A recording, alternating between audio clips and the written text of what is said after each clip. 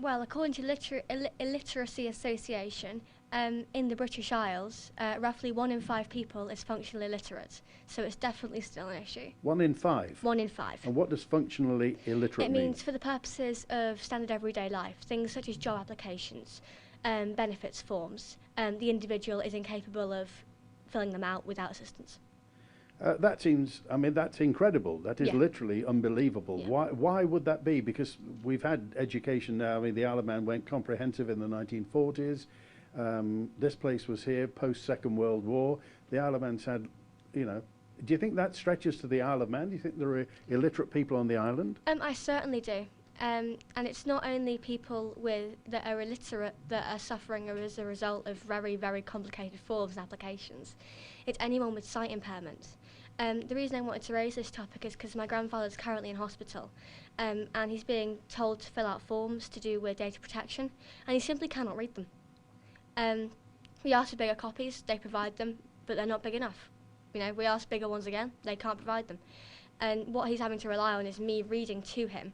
But what if I wasn't telling the truth how it was on the form? You know, what if I decided to lie about it and get him to sign a new part of his will? And, you know, better me do it than some disinterested lawyer, which is apparently standard practice. If you can't read properly and you're in a medical institution, you have a lawyer to do it for you.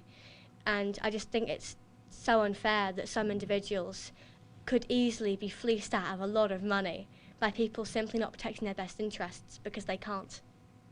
Megan, what do you think of the teachers getting a pay rise and the, I mean, there are about 5 or 6 teaching unions now. How do you feel about the teachers' dispute?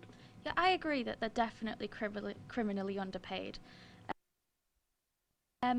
This different, like, kind of awkward age where they're growing up and they're just hitting puberty and stuff like that, where they want to act cool in front of their friends and act out against teachers to just to seem cool, but it's just negatively affecting people. 20, 30, 40 years ago, teachers used to be able to administer corporal punishment. If a pupil misbehaved, they would get a clip round the ear. Do you think that was a better way of sorting out classroom discipline? No, I don't think that hitting. Now, a lot of people would definitely disagree with you. A lot of people would say that a clip round the ear would help people who misbehave in class. Yeah, I understand that some people might think that, but I personally believe that hitting people isn't the right way to go, because it doesn't really set the message in very well, that what is right and what is wrong. Mitzi? Yes, following on from that, I think hitting anybody's assault, and it's not a law unless it's a law that applies to everybody. So a law isn't a law if it only protects people that are over 18. So you can assault people, these people, right? And I think if we were to, I think as a society that we ever accepted that this group of people is allowed to be assaulted and attacked, that we ever accepted that, I think is very disturbing. Sam? Yeah, I would just say, you know, if anyone thinks that teaching teenagers that the way to resolve issues is violence, if that's what you want to do, good luck to you. Be interesting to see how that works out. What would you say then if someone said, you know, when I was a teenager, or a hypothetical person when they were a teenager, they got clipped around the ear by their teacher and it did them good and they respected authority? Well, I mean, I think there's a difference between respecting authority and bowing and being submissive to authority because you're afraid of getting smacked. Like, there's a line there.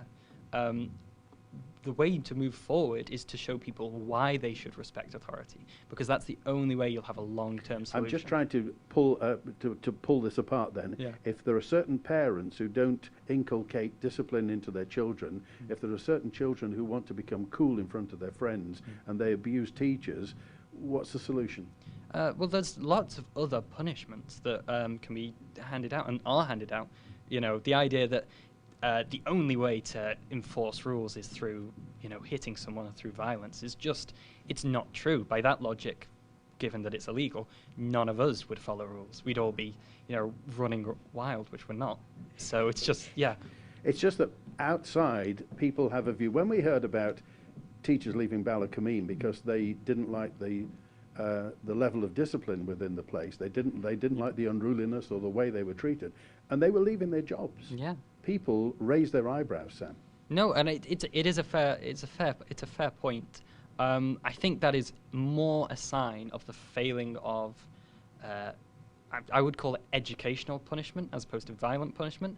And I don't think any of those teachers who left would suggest there should be a return to that level. The cane. Yeah, the cane. I don't think any of them left and thought, oh, if I ever see those kids again, I tell you what, I'm going to get them. Like, I don't think, I understand why people might make that connection, but I think it's a false connection. Who wanted to talk about buses? Brescia.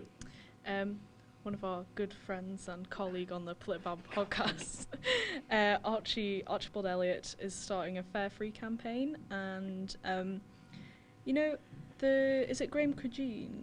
That's the infrastructure minister. He's not been very helpful. Tim Baker, sorry. It's not been very... I have a political podcast. Anyway, Tim Baker's not been very helpful with helping Archie, giving him the right information and stuff like that. So Archie wants free travel. For people under the age of 18, should be like going to school and stuff like that. And yeah, it's 18, isn't it? 18. People under the age of 18, and then people coming back from universities and stuff like that should get free bus travel for that amount of time, because it was free for a couple ages and ages until we went to high school. I'm pretty sure it was free. Yeah, John? I think the problem stems from the fact that when you turn 16, you have to pay the full fare on the bus, yet you're still in education. Yeah. But what has changed in between you being 15 and 16 to have to pay a half fare? I just think that's wrong, that students should have to pay for a full fare, yet they're still in full education. So you think if you're in full-time education, you should be able to use the buses for free? Well, I think either... during term time, during school time. I think if at a push, I think it should be for all times, because students are expected to have their studies, and yet if their parents can't provide the money to get the buses, then they'll have to get a job, and then that would affect their studies as well. How do you get to school? Well, actually, Brescia drives me to school now, but before that, we got the bus. Yeah. All right. I want to go to Amy as well. Do you use a bus, Amy? Not very often. I did when I was younger, if I went out with my friends. Have you got a car? No, I'm learning at the moment. You're learning. Have you taken your test at all? No, I've only done my theory. Okay. How much is a driving lesson now? Mine are 35, I think. £35? Yeah. And how many have you had so far? 17. 17. Yeah. Is it going well? Yeah. Okay. Annie, do you drive? I'm learning to. I failed a test, so... Written or practical? I passed my written and failed a practical. Do you think students should get free bus travel? I'm sorry, but I don't. I think we get a big discount, a bus card, and I believe that the buses that drive us, they need some profit too. And if we're going to use their facilities, then why not pay for it? They offer us a very good discount. I think if you pay money to get on the bus, it should be reduced under the age of 18, 21, or whatever. Okay. Now, you were hoping to go to which university, was it?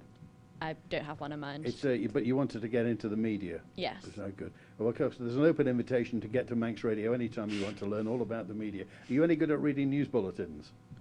Well, not too sure about that. Well, there we are. Annie Evans, Manx Radio News. That'll stand out. That'll be fine. Megan, do you use the buses? No, I don't. My dad drives me to school. And are you learning to drive? Yeah, I am.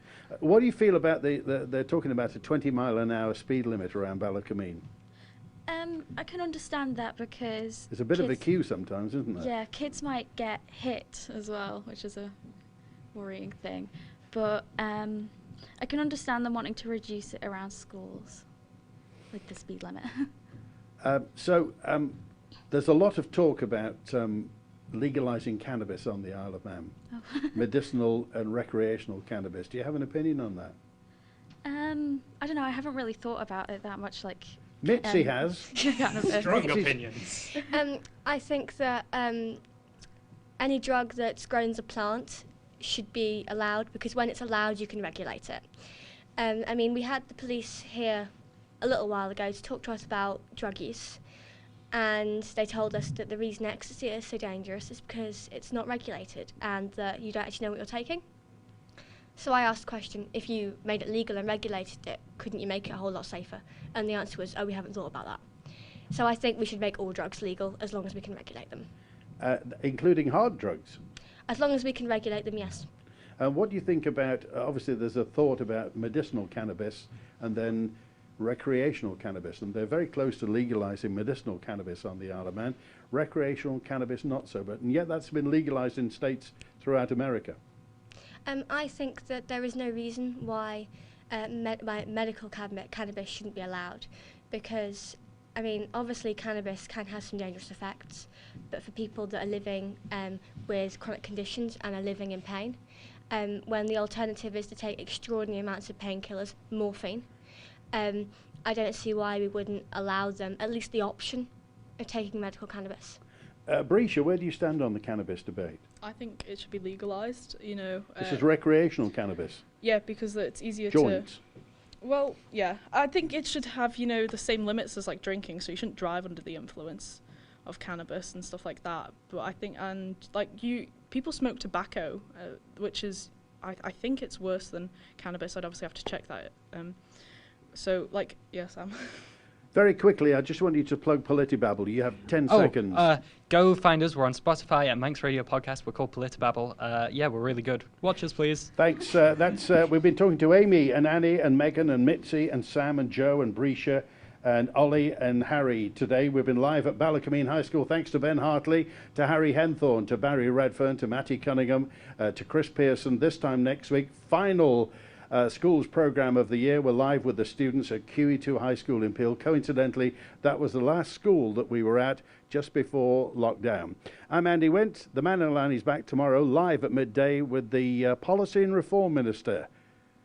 Ray Harmer is on the Mannin Line tomorrow.